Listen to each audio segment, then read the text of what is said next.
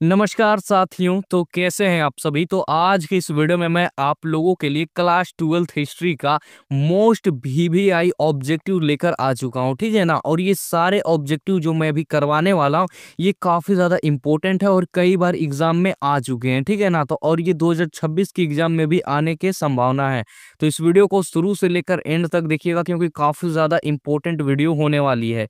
तो चलिए फिर बिना देर किए वीडियो को शुरू करते हैं। तो सबसे पहला क्वेश्चन हमारे पास है कि निम्नलिखित में से कौन सा पुरातत्व के अंतर्गत नहीं आता है। जी हाँ दोस्तों, तो आपको बताना है क्या अभिलेख नहीं आता है, पुराना मंदिर नहीं आता है, साहित्य नहीं आता या फिर सिक्के नहीं आते हैं।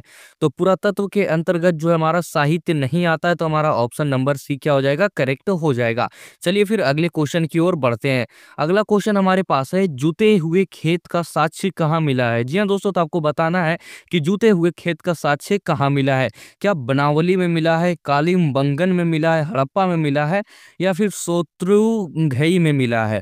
तो हमारा ऑप्शन नंबर बी है जो है कालीबंगन में जो है यहाँ पे एक जुते हुए खेत का साक्ष्य मिला है, ठीक है। तो ऑप्शन नंबर बी हमारा सही हो जाएगा। चलिए अगले क्वेश्चन की ओर बढ़ते हैं। अगला क्वेश्चन हमारे पास है सिंधु निवासी जो है किस धातु का उपयोग नहीं करते थे। जी हाँ दोस्तों, तो आपको बताना है कि सिंधु निवासी जो है किस धातु का उपयोग नहीं करते थे। क्या सोना का नहीं करते थे, चांदी का नहीं करते थे, तांबा का नहीं करते थे या फिर लोहा का नहीं करते थे। तो सिंधु निवासी जो थे वो लोहा का जो है उपयोग नहीं करते थे। तो ऑप्शन नंबर डी हमारा क्या हो जाएगा, करेक्ट हो जाएगा। चलिए अगले क्वेश्चन की ओर बढ़ते हैं। अगला क्वेश्चन हमारे पास है कि मेसोपोटामिया के लेख में किसे नाविकों का देश कहा गया है। तो आपको बताना है कि मेसोपोटामिया के लेख में किसे नाविकों का देश कहा गया है। क्या दिलमुन को कहा गया है, मगान को कहा गया है, मेलुहा को कहा गया है या फिर इनमें से सभी को कहा गया है, ठीक है। तो आपको बताना है किसे कहा गया है। तो हमारा ऑप्शन नंबर सी जो है मेलुहा को कहा गया है, ठीक है ना। तो ऑप्शन नंबर सी हमारा करेक्ट हो जाएगा। चलिए अगले क्वेश्चन की ओर बढ़ते हैं। अगला क्वेश्चन हमारे पास है कि सबसे लंबे हड़प्पा शिलालेख में कितने चिन्ह है। जी हाँ दोस्तों, आपको बताना है जो हमारे सबसे लंबे हड़प्पा शिलालेख है उनमें कितने चिन्ह है, ठीक है ना। तो हमारा जो ऑप्शन नंबर डी है 26 ये हमारा करेक्ट हो जाएगा, ठीक है ना। इसमें 26 शिलालेख के चिन्ह है, ठीक है। तो चलिए अगले क्वेश्चन की ओर बढ़ते हैं। अगला क्वेश्चन हमारे पास है हड़प्पाई मुहर पर कनिंघम ने कब रिपोर्ट दिया है। तो आपको बताना है कब रिपोर्ट दिया है, ठीक है ना। क्या 1856 में दिया है, 1875 में दिया है या फिर 1921 में दिया है या फिर 1922 में दिया है, ठीक है ना। तो हमारा ऑप्शन नंबर बी 1875 में यहाँ पे करेक्ट हो जाएगा, ठीक है ना, क्योंकि 1875 में दिया गया था। चलिए अगले क्वेश्चन की ओर बढ़ते हैं। अगला क्वेश्चन हमारे पास है कि राजगीर जो है किस महाजनपद की राजधानी थी, ठीक है। तो आपको बताना है कि राजगीर जो थी वो किस महाजनपद की राजधानी थी। क्या कौशल की थी, पांचाल की थी, गांधार की थी या फिर मगध की थी। तो ये तो आपको पता ही होगा दोस्तों कि राजगीर जो थी वो मगध महाजनपद की राजधानी थी, ठीक है। तो ऑप्शन नंबर डी हमारा सही हो जाएगा। चलिए अगले क्वेश्चन की ओर चलते हैं। अगला क्वेश्चन हमारे पास है अर्थशास्त्र जो है किसने लिखा है। तो आपको ये तो पता ही होगा दोस्तों कि अर्थशास्त्र जो हमारा कौटिल्य ने लिखा है। तो ऑप्शन नंबर ए हमारा करेक्ट हो जाएगा। चलिए अगले क्वेश्चन की ओर चलते हैं। अगला क्वेश्चन हमारे पास है कि 1944 में भारतीय पुरातात्विक सर्वेक्षण के डायरेक्टर जनरल कौन बने हैं। जी हाँ दोस्तों, आपको बताना है कि डायरेक्टर जनरल कौन बने हैं। क्या जॉन मार्शल बने हैं, REM व्हीलर बने हैं, कनिंघम बने हैं या फिर SR राव बने हैं, ठीक है ना। तो आपको बताना है इनमें से कौन बने। तो हमारा जो है REM व्हीलर जो है ऑप्शन नंबर बी यहाँ पे करेक्ट हो जाएगा क्योंकि यही बने हैं। चलिए अगले क्वेश्चन की ओर चलते हैं। अगला क्वेश्चन हमारे पास है कि धम्म महामात्र की नियुक्ति किसने की है। जी हाँ दोस्तों, तो आपको बताना है कि धम्म महामात्र की नियुक्ति किसने की है। क्या अशोक ने की है, अजात शत्रु ने की है, चंद्रगुप्त मौर्य ने की है या फिर बिंबिसार ने की है, ठीक है ना। तो हमारा जो अशोक ने किया है तो ऑप्शन नंबर ए हमारा करेक्ट हो जाएगा, ठीक है। और इन सारे ऑब्जेक्टिव को आप लोगों को याद करते हुए चलना है अच्छे तरीके से, ठीक है ना, क्योंकि काफी ज्यादा इंपॉर्टेंट ऑब्जेक्टिव है। चलिए अगले क्वेश्चन की ओर चलते हैं। अगला क्वेश्चन हमारे पास है कि प्रयाग प्रशस्ति की रचना किसने की है। जी हाँ दोस्तों, तो आपको बताना है कि प्रयाग प्रशस्ति की रचना किसने की है। तो ये तो आपको पता होगा दोस्तों कि प्रयाग प्रशस्ति की रचना जो है वो हरिसेन जी ने की है। तो हमारा ऑप्शन नंबर ए हो जाएगा करेक्ट। चलिए अगले क्वेश्चन की ओर चलते हैं। अगला क्वेश्चन हमारे पास है तमिल संगम साहित्य में अनिमाई किसे कहा जाता है। जी हाँ दोस्तों, ये आपने पढ़ा होगा कि तमिल साहित्य में अनिमाई किसे कहा जाता है। तो अनिमाई जो है वो हलवाहा को कहा जाता है, ठीक है ना दोस्तों। जिसके पास जमीन नहीं होती है, वैसे किसान जिसके पास जमीन नहीं होती है उसे कहा जाता है। तो हमारे पास अनिमाई ऑप्शन नंबर ए क्या हो जाएगा, करेक्ट हो जाएगा। चलिए अगले क्वेश्चन की ओर चलते हैं। अगला क्वेश्चन हमारे पास है कि पाली भाषा में गहपति किसे कहा जाता था। जी हाँ दोस्तों, तो आपको बताना है कि पाली भाषा में गहपति किसे कहा जाता था। क्या दास को कहा जाता था, हलवाहा को कहा जाता था, किसान को कहा जाता था, या फिर इनमें से कोई नहीं को कहा जाता था। ठीक है ना, तो हमारा जो ऑप्शन नंबर डी है, इनमें से कोई नहीं, इनमें से किसी को नहीं कहा जाता था। ठीक है ना, तो ऑप्शन नंबर डी सही हो जाएगा। चलिए अगले क्वेश्चन की ओर चलते हैं। अगला क्वेश्चन हमारे पास है कि चंद्रगुप्त द्वितीय का शासनकाल क्या था। जी हाँ दोस्तों, तो ये तो आपको पता होगा कि चंद्रगुप्त द्वितीय का शासनकाल जो था 375 से 415 ईस्वी तक था। ठीक है, तो हमारा ऑप्शन नंबर बी यहाँ पे करेक्ट हो जाएगा। तो चलिए अगले क्वेश्चन की ओर चलते हैं। अगला क्वेश्चन हमारे पास है कि प्रभावती गुप्त किसकी पुत्री थी। जी हाँ दोस्तों, तो आपको बताना है कि प्रभावती गुप्त जो थी वो किसकी पुत्री थी। तो आपको पता होगा दोस्तों कि प्रभावती गुप्त जो थी वो चंद्रगुप्त द्वितीय की पुत्री थी। तो ऑप्शन नंबर बी हमारा क्या हो जाएगा, करेक्ट हो जाएगा। चलिए अगले क्वेश्चन की ओर चलते हैं। अगला क्वेश्चन हमारे पास है चीनी तीर्थयात्री फाहियान कब भारत आए थे। ठीक है ना, तो चीनी तीर्थयात्री फाहियान जो थे वो भारत कब आए थे। तो आपको बताना है कब भारत आए थे, क्या फिर पहली शताब्दी में आए थे, तीसरी शताब्दी में आए थे, पांचवी शताब्दी में आए थे, या फिर सातवीं शताब्दी में आए थे। तो ये चीनी तीर्थयात्री फाहियान जो है वो पांचवी शताब्दी में भारत आए थे। ठीक है ना, तो ऑप्शन नंबर सी हमारा क्या हो जाएगा, करेक्ट हो जाएगा। ठीक है, चलिए अगले क्वेश्चन की ओर चलते हैं। अगला क्वेश्चन हमारे पास है कि चीन के महान दार्शनिक कौन थे। जी हाँ दोस्तों, तो आपको बताना है कि चीन के महान दार्शनिक इनमें से कौन थे। तो चीन के महान दार्शनिक जो थे वो कन्फ्यूजियस थे, कन्फ्यूजियस। ठीक है ना, तो ऑप्शन नंबर बी हमारा क्या हो जाएगा, करेक्ट हो जाएगा। चलिए अगले क्वेश्चन की ओर चलते हैं। अगला क्वेश्चन हमारे पास है ऋग्वेद में किस देवता की स्तुति है। ठीक है दोस्तों, तो आपको बताना है क्या अग्नि देवता की है, इंद्र देवता की है, या फिर सोम देवता की, या फिर इनमें से सभी की है। तो ऋग्वेद में जो है इनमें से सभी देवताओं की स्तुति है। तो हमारा ऑप्शन नंबर डी यहाँ पे करेक्ट हो जाएगा। चलिए अगले क्वेश्चन की ओर चलते हैं। अगला क्वेश्चन हमारे पास है कि तक्षशिला किस महाजनपद की राजधानी थी। ठीक है ना, तो आपको बताना है इनमें से किसकी थी, कंबोज की थी, गांधार की थी, या फिर सुरसेन की थी, या फिर पांचाल की थी। तो तक्षशिला जो थी वो गांधार की राजधानी थी। ठीक है ना, तो हमारा ऑप्शन नंबर बी यहाँ पे करेक्ट हो जाएगा। चलिए अगले क्वेश्चन की ओर चलते हैं। अगला क्वेश्चन हमारे पास है यौधेय गणराज्य ने किस धातु के सिक्के जारी किए थे। जी हाँ दोस्तों, तो आपको बताना है कि यौधेय गणराज्य ने किस धातु के सिक्के जारी किए थे। क्या सोना के सिक्के जारी किए थे, चांदी के, तांबा के, या फिर लोहा के। तो यौधेय गणराज्य ने तांबा के सिक्के की जारी किए थे। ठीक है, तो हमारा ऑप्शन नंबर सी यहाँ पे करेक्ट हो जाएगा। चलिए अगले क्वेश्चन की ओर चलते हैं। अगला क्वेश्चन हमारे पास है कि अशोक के ब्राही शिलालेखों का अर्थ सर्वप्रथम किसने लगाया। ठीक है दोस्तों, आपको बताना है कि अशोक के ब्राही शिलालेखों का अर्थ सर्वप्रथम किसने लगाया था। तो हमारा जो है जेम्स प्रिंसेप ने जो है लगाया था। ठीक है, तो हमारा ऑप्शन नंबर बी यहाँ पे करेक्ट होने वाला है।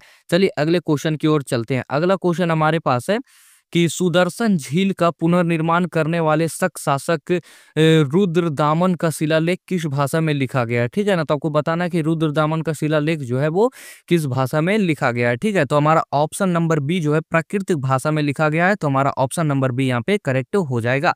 चलिए अगले क्वेश्चन की ओर चलते हैं। अगला क्वेश्चन हमारे पास है बुद्ध के बचपन का नाम क्या था। तो ये तो आपको पता होगा दोस्तों कि बुद्ध के बचपन का नाम जो था वो सिद्धार्थ था। तो हमारा ऑप्शन नंबर डी करेक्ट हो जाएगा। चलिए अगले क्वेश्चन की ओर चलते हैं। अगला क्वेश्चन हमारे पास है कि बुद्ध को ज्ञान कहाँ प्राप्त हुआ था। जी हाँ दोस्तों, आपको बताना है क्या वैशाली में हुआ था, बोधगया में हुआ था, सारनाथ में हुआ था, या फिर लुम्बिनी में हुआ था। तो बुद्ध को ज्ञान का प्राप्ति जो हुआ था वो बोधगया में हुआ था। तो हमारा ऑप्शन नंबर बी करेक्ट हो जाएगा।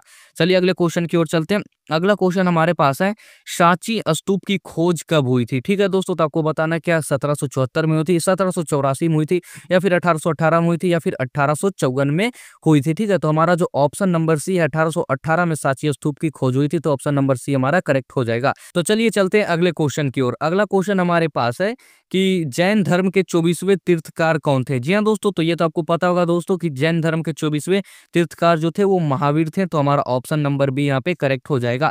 चलिए अगले क्वेश्चन की ओर चलते हैं। अगला क्वेश्चन हमारे पास है अल बिरूनी ने किताब उल हिंद किस भाषा में लिखी है। ठीक है, तो आपको बताना है कि अल बिरूनी ने किताब उल हिंद जो है किस भाषा में लिखी है। ठीक है, तो हमारा जो अरबी भाषा में लिखी है। तो हमारा ऑप्शन नंबर ए यहाँ पे करेक्ट हो जाएगा। और ये काफी इंपॉर्टेंट क्वेश्चन है, याद कर लीजिएगा आप लोग। चलिए अगले क्वेश्चन की ओर चलते हैं। अगला क्वेश्चन हमारे पास है इब्न बतूता को किसने दिल्ली का काजी नियुक्त किया। जी हाँ दोस्तों, तो आपको बताना है कि इब्न बतूता को जो है किसने दिल्ली का काजी नियुक्त किया था। तो मोहम्मद बिन तुगलक ने जो है इन्हें जो है काजी नियुक्त किया था। तो ऑप्शन नंबर बी हमारा सही हो जाएगा। चलिए अगले क्वेश्चन की ओर चलते हैं। अगला क्वेश्चन हमारे पास है travellers in the Mughal empire के लेखक कौन थे? ठीक है ना दोस्तों, ये भी काफी इंपॉर्टेंट क्वेश्चन है, तो आपको बताना है travellers in the Mughal empire के लेखक कौन थे। तो आपको पता होगा कि इसके जो लेखक थे वो फ्रांसिस बर्नियर थे। ठीक है, तो ऑप्शन नंबर डी हमारा यहाँ पे करेक्ट हो जाएगा। चलिए अगले क्वेश्चन की ओर चलते हैं। अगला क्वेश्चन हमारे पास है कि निम्नलिखित में कौन यूरोपीय यात्री भारत में ही बस गया? ठीक है दोस्तों, तो आपको बताना है कौन यूरोपीय यात्री जो था वो भारत में ही बस गया था। तो ऑप्शन नंबर सी यहाँ पे मनुची जो है यहाँ पे भारत में ही बस गए थे। ठीक है, तो ऑप्शन नंबर सी हमारा पास यहाँ पे करेक्ट हो जाएगा। चलिए अगले क्वेश्चन की ओर चलते हैं। अगला क्वेश्चन हमारे पास है, पूरी उड़ीसा में पूजे जाने वाले भगवान जगन्नाथ किस देवता के रूप है? तो ठीक है, तो आपको बताना कि जगन्नाथ पुरी जो है वहां पे किस देवता के रूप है। तो हमारा ऑप्शन नंबर बी जो हमारे विष्णु भगवान के रूप है, तो ऑप्शन नंबर बी यहाँ पे करेक्ट हो जाएगा।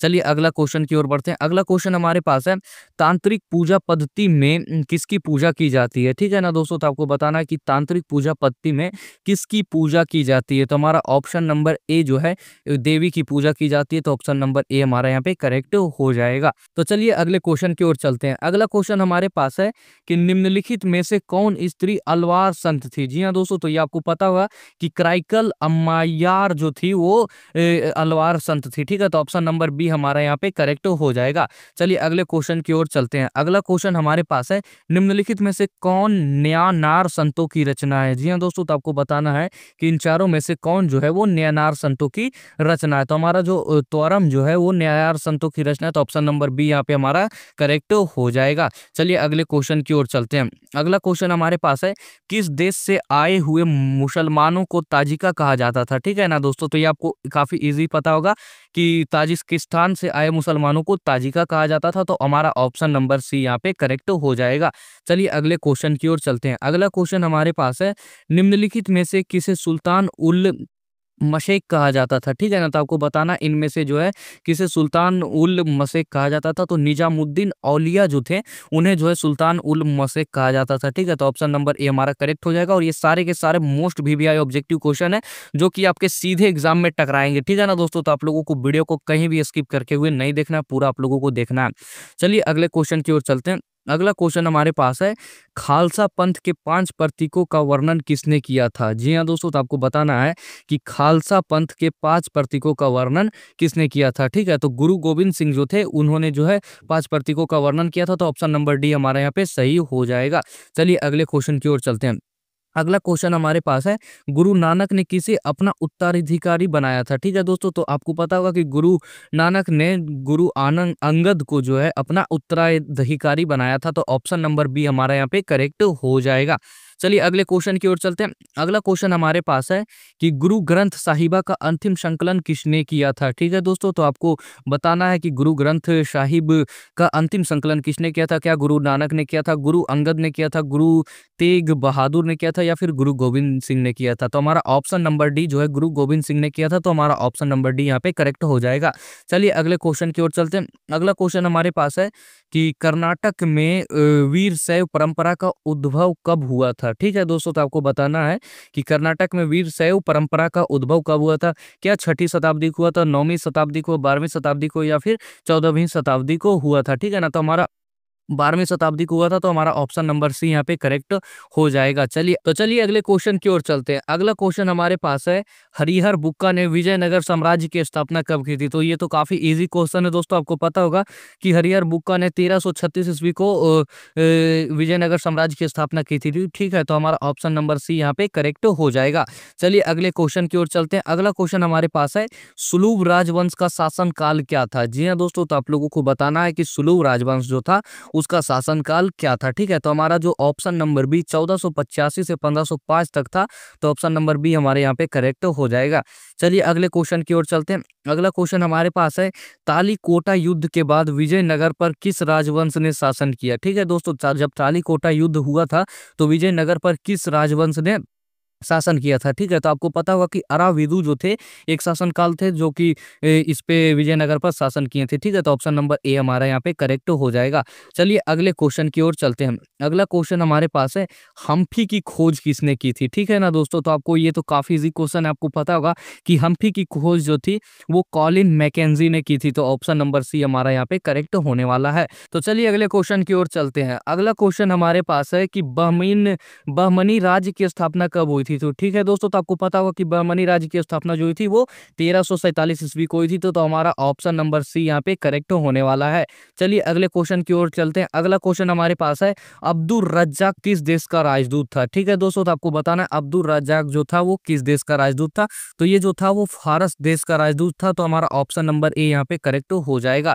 चलिए अगले क्वेश्चन की ओर चलते हैं। अगला क्वेश्चन हमारे पास है, विजयनगर के राजाओं को क्या कहा जाता था? जी हाँ दोस्तों, आपको बताना है कि विजयनगर नगर के राजाओं जो थे उन्हें जो है वो क्या कहा जाता था? तो उन्हें जो था वो राय कहा जाता था। ठीक है ना दोस्तों, तो आप लोगों का ऑप्शन नंबर बी यहाँ पे करेक्ट हो जाएगा। चलिए अगले क्वेश्चन की ओर चलते हैं। अगला क्वेश्चन हमारे पास है, विजयनगर के संरक्षक देवता कौन थे? जी हाँ दोस्तों, आप लोगों को पता होगा कि विजयनगर के संरक्षक देवता जो थे वो हमारा विरूपाक्ष जी थे। ठीक है, तो हमारा ऑप्शन नंबर सी यहाँ पे करेक्ट हो जाएगा। चलिए अगले क्वेश्चन की ओर चलते हैं। अगला क्वेश्चन हमारे पास है कि विजयनगर का विट्ठल मंदिर किस देवता को समर्पित था? ठीक है दोस्तों, तो आपको पता होगा कि विजयनगर का विट्ठल मंदिर जो था वो विष्णु देवता को समर्पित था। तो हमारा ऑप्शन नंबर सी यहाँ पे करेक्ट होने वाला है। तो चलिए अगले क्वेश्चन की ओर चलते हैं और सबसे अंतिम क्वेश्चन की ओर चलते हैं।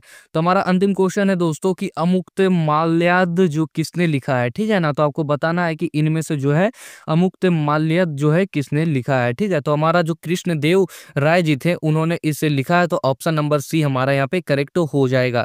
तो ठीक है दोस्तों, जैसा कि आपने देखा कि मैं आप लोगों को क्लास 12 हिस्ट्री का 50 टॉप वीवीआई क्वेश्चन जो है करवा दिया हूँ। तो आप लोगों को इन सारे क्वेश्चन को अच्छे तरीके से याद कर लेना है, क्योंकि ये एग्जाम में आने के ज्यादा से ज्यादा संभावनाएं हैं। ठीक है ना, तो यही था आज का हमारा वीडियो। वीडियो पसंद आई हो तो वीडियो को लाइक कर दीजिएगा और साथ ही साथ अपने यार दोस्तों में भी शेयर कर दीजिएगा।